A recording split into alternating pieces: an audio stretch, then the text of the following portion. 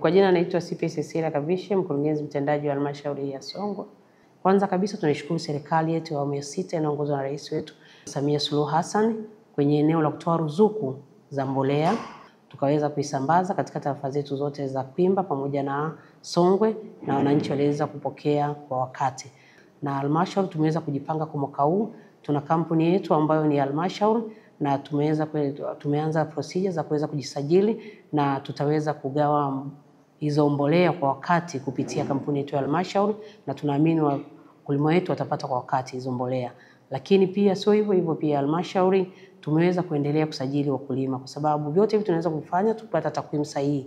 Sasa takwimu sahihi tutazipata pale ambapo tumeweza kusajili wakulima. Sasa kama halmashauri tuweza kupata vishikwambi ambavyo tumeweza kugawa kwa maafisa ugani wote, na vishikwambi vile target yetu ni kusajili wakulima zaidi ya 13,500, lakini mpaka sasa hivi tunapoongea hivi basi tumeweza kusajili wakulima 9,164.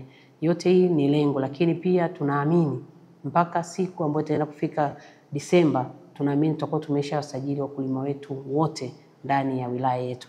Lakini pia serikali imeweza kutoa pia kifaa ambacho kinaweza kupima udongo ili kumwezesha mkulima kuweza kulima eneo sahihi ili aweze kupata mazao. Sasa niwashukuru pia wageni ambao wameweza kufika hapa wa wizara kwa ajili ya kuhamasisha zaidi wakulima ili waweze kulima kilimo ambacho kitaendana na hali ya hewa ya sasa. Kwa hiyo wito wangu mkubwa sana kwa wakulima wetu ni waanze kufanya maandalizi mapema, kama mfano kwa kuweza kuandaa mashamba ili waweze pale ambako mvua za awali tutakapoenda kunyesha basi waweze kupanda na waweze kupata mazao ambayo wataweza kuwasaidia.